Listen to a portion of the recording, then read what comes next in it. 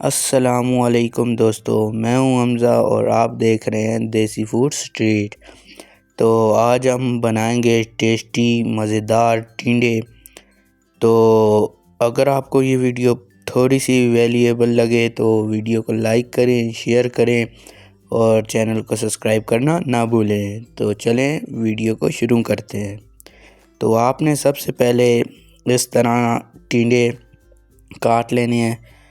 इस शेप में आपने टिंडे काटने हैं और इसके बाद आपने इस तरह प्याज काट लेना है, लहसुन और ये है टमाटर। फिर आग जलाएंगे चूल्हे पे और ऊपर रख देंगे देचका। इस देचके में हम डालेंगे घी डाल के हम इसको पहले मेल्ट करेंगे। फिर डालेंगे इसमें प्याज डालने के बाद फ़ौरन ही ऊपर से डाल देंगे लहसुन डालने के बाद इन दोनों को अच्छी तरह से भून लेंगे, इनका रंग चेंज हो जाए। ये देखें, अब इसमें हमने डाल दिया है टमाटर को भी हम इसके साथ मिक्स करेंगे।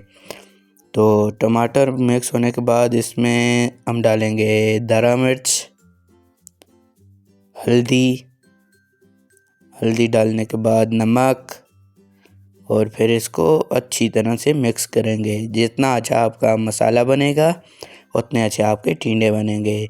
तो मेक श्योर करें कि वीडियो को लाइक ज़रूर करें। तो ये देखें, माशाल्लाह हम डाल रहे हैं टिंडे। तो ये देखें माशाल्लाह जी।